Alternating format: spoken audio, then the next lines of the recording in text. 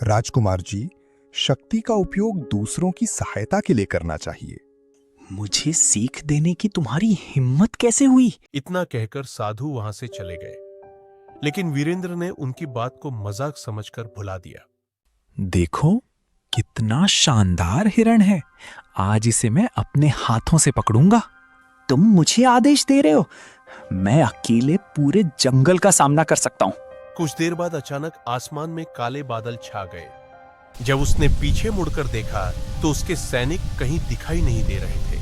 वह जंगल में पूरी तरह अकेला रह गया था, लेकिन उसकी आवाज सुनने वाला वहां कोई नहीं था।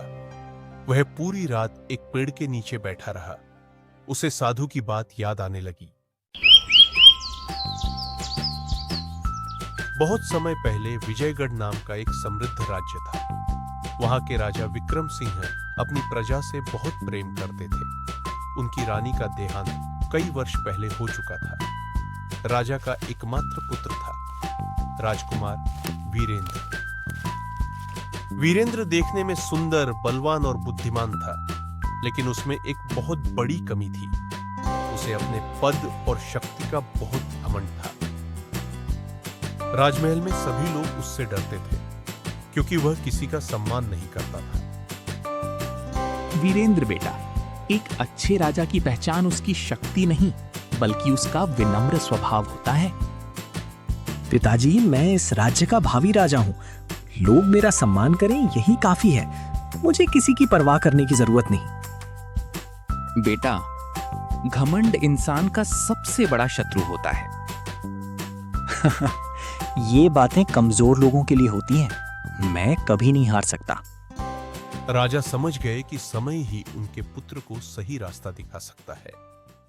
एक दिन राजकुमार अपने सैनिकों के साथ नगर भ्रमण पर निकला। बाजार में एक बूढ़ा किसान भारी बोरी उठाने की कोशिश कर रहा था। बेटा, क्या कोई मेरी थोड़ी मदद कर सकता है? तुम जैसे कमजोर लोगों की मदद करना मेरा काम नहीं है। राजकुमार जी, शक्ति का उपयोग दूसरों की सहायता के लिए करना चाहिए। मुझे सीख देने की तुम्हारी हिम्मत कैसे हुई? राजकुमार ने सैनिकों को आदेश दिया कि किसान को वहां से भगा दिया जाए। सभी लोग यह देखकर दुखी हो गए। एक साधु दूर खड़े ये सब देख रहे थे। जिसे अपनी शक्ति पर इतना घमंड हो, उसे समय अवश्य सबक सिखाता है। अगले दिन वही साधु राजमहल पहुंचे। राजकुमार, मैंने तुम्हारे व्यवहार के बारे में सुना है। घमंड छोड़ दो, वरना एक दिन सब कुछ खो दोगे। बाबा, आप मुझे डराने आए हैं? मैं डराने नहीं, चेतावनी देने आया हूं। मुझे किसी चेतावनी की जरूरत नहीं। मैं सबसे शक्तिशाली हूं। ठीक है, जब समय तुम्हें सच्चाई दिखाएगा, तब मेरी बात याद आएगी। इतना कहकर साधु वहां से चले गए, लेकिन वीरेंद्र ने उनकी बात को मजाक समझकर भुला दिया।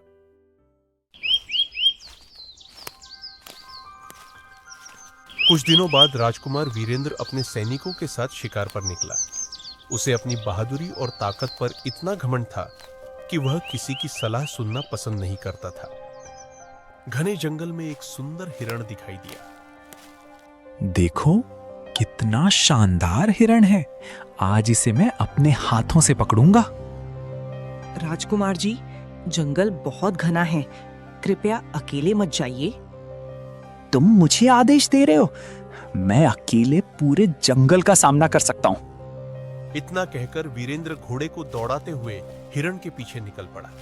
हिरण जंगल के अंदर भागता गया और राजकुमार उसका पीछा करता गया।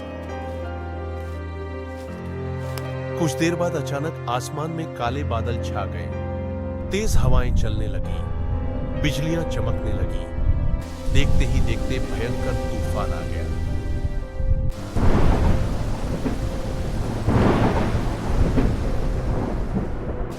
ये मौसम अचानक कैसे बदल गया? जब उसने पीछे मुड़कर देखा तो उसके सैनिक कहीं दिखाई नहीं दे रहे थे। वह जंगल में पूरी तरह अकेला रह गया था। बारिश लगातार हो रही थी। घोड़ा भी डर गया था। कुछ देर बाद घोड़ा फिसल गया और वीरेंद्र जमीन पर गिर पड़ा। गिरने से उसके पैर में चोट लग गई। पहली बार राजकुमार ने खुद को असहाय महसूस किया। वह उठने की कोशिश कर रहा था, लेकिन दर्द बहुत ज्यादा था। रात भी होने लगी थी। जंगल में जंगली जानवरों की आवाजें गूंज रही थी। कोई है? मेरी मदद करो। लेकिन उसकी आवाज सुनने वाला वहां कोई नहीं था। वह पूरी रात एक पेड़ के नीचे बैठा रहा। उसे साधु की बात याद आने लगी। क्या सचमुच मेरा घमंड ही मुझे यहां तक ले आया है? अगली सुबह एक गरीब लकड़हारा वहां से गुजर रहा था। उसका नाम मोहन था। मोहन ने घायल युवक को देखा। उसे नहीं पता था कि वह राजकुमार है। अरे भाई, तुम्हें क्या हुआ? मैं रास्ता भटक गया हूं। मेरे पैर में चोट लगी है। चिंता मत करो, मैं तुम्हारी मदद करूंगा। मोहन ने उसे सहारा दिया और अपने छोटे से घर ले गया। घर बहुत साधारण था। छप्पर टूटा हुआ था। खाने के लिए भी बहुत कम सामान था, लेकिन वहां प्यार और अपनापन भरपूर था। अरे, ये कौन है? बेचारा घायल है, कुछ दिन हमारे साथ रहेगा।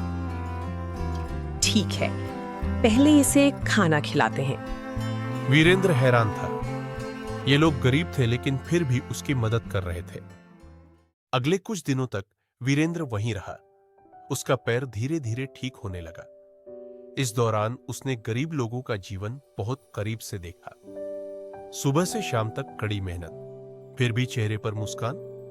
एक दिन उसने मोहन से पूछा, तुम इतने गरीब हो, फिर भी खुश कैसे रहते हो? खुशी धन से नहीं, अच्छे कर्मों से मिलती है। लेकिन तुम्हारे पास तो कुछ भी नहीं है। गलत कहा तुमने। मेरे पास परिवार है, ईमानदारी है और लोगों का प्यार है। यही सबसे बड़ा धन है। ये बातें वीरेंद्र के दिल में उतरने लगी। उसे अपने व्यवहार पर शर्म आने लगी। एक दिन गांव में एक गरीब महिला रोती हुई आई। उसका छोटा बेटा कई दिनों से भूखा था। कोई मेरे बच्चे की मदद कर दो। मोहन तुरंत घर के अंदर गया। घर में केवल 2 रोटियां बची थी। मोहन ने दोनों रोटियां उस महिला को दे दी। महिला की आंखों में आंसू आ गए। भगवान आपका भला करे। ये देखकर वीरेंद्र स्तब्ध रह गया। उसे याद आया कि उसने एक बूढ़े किसान की छोटी सी मदद करने से भी इनकार कर दिया था। उसकी आंखें शर्म से झुक गईं। कुछ दिनों बाद राज्य के सैनिक जंगल और गांवों में राजकुमार को खोजते हुए पहुंचे। अचानक उन्होंने वीरेंद्र को देख लिया। राजकुमार जी। क्या ये राजकुमार है? हाँ, मैं ही राजकुमार वीरेंद्र हूँ। लेकिन आपने हमें अपनी पहचान क्यों नहीं बताई? क्योंकि मैं खुद को पहचानने की कोशिश कर रहा था। वीरेंद्र की आंखों में पश्चाताप साफ दिखाई दे रहा था। कई दिनों बाद राजकुमार वीरेंद्र अपने सैनिकों के साथ राजमहल वापस लौटा। राजा विक्रम सिंह अपने पुत्र को देखकर बहुत खुश हुए। उन्होंने तुरंत वीरेंद्र को गले लगा लिया। बेटा, तुम ठीक तो हो?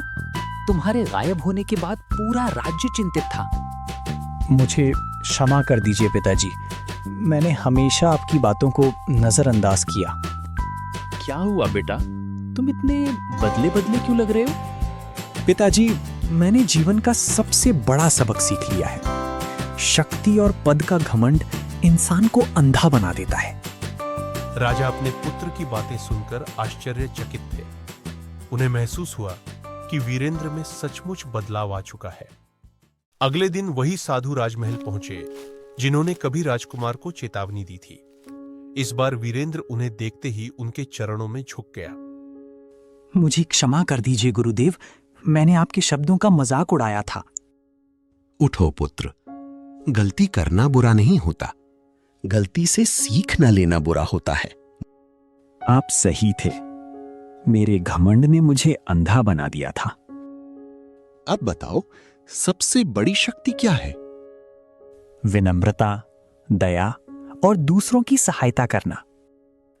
अब तुम सचमुच राजा बनने योग्य हो। साधु की आंखों में संतोष था। जिस परिवर्तन की उन्हें उम्मीद थी वह आखिरकार हो चुका था। कुछ दिनों बाद वीरेंद्र उसी बाजार में गया जहां उसने बूढ़े किसान का अपमान किया था। किसान अभी भी वहां मेहनत कर रहा था। राजकुमार उसके पास गया और उसके सामने हाथ जोड़ दिए। राजकुमार जी, आप?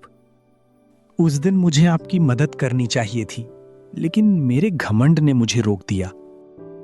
बेटा, जिसने अपनी गलती मान ली वो पहले ही महान बन चुका है। किसान ने वीरेंद्र को आशीर्वाद दिया। अब वीरेंद्र पूरी तरह बदल चुका था।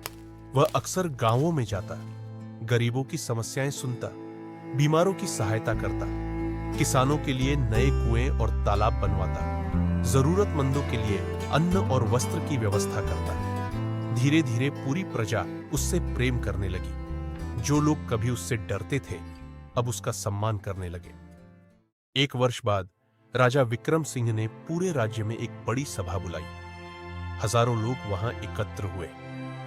प्रिय प्रजाजनों, आज मुझे गर्व है कि मेरा पुत्र वीरेंद्र अब एक सच्चा और योग्य उत्तराधिकारी बन चुका है। राजकुमार वीरेंद्र की जय। आज से वीरेंद्र इस राज्य का युवराज घोषित किया जाता है। पूरा मैदान जयकारों से गूंज उठा। लेकिन इस बार वीरेंद्र के चेहरे पर घमंड नहीं था। वह विनम्रता से सबका अभिवादन कर रहा था। सभा समाप्त होने के बाद वीरेंद्र महल की छत पर खड़ा दूर आसमान को देख रहा था। उसे अपने जीवन के पुराने दिन याद आ रहे थे। अचानक उसे साधु की बात याद आई। घमंड इंसान का सबसे बड़ा शत्रु होता है। आज वह इस बात का असली अर्थ समझ चुका था। अगर मैं जंगल में ना भटकता तो शायद कभी खुद को नहीं पहचान पाता। उस दिन के बाद वीरेंद्र ने कभी घमंड को अपने दिल में जगह नहीं दी। वह एक न्यायप्रिय, दयालु और महान राजा बना, जिसकी चर्चा दूर दूर तक होने लगी। लोग कहते थे, जिस राजा के पास विनम्रता होती है उसकी शक्ति कभी कम नहीं होती। घमंड इंसान को पतन की ओर ले जाता है, जबकि विनम्रता उसे महान बनाती है। पद और शक्ति से नहीं, अच्छे व्यवहार और दया से सच्चा सम्मान मिलता है।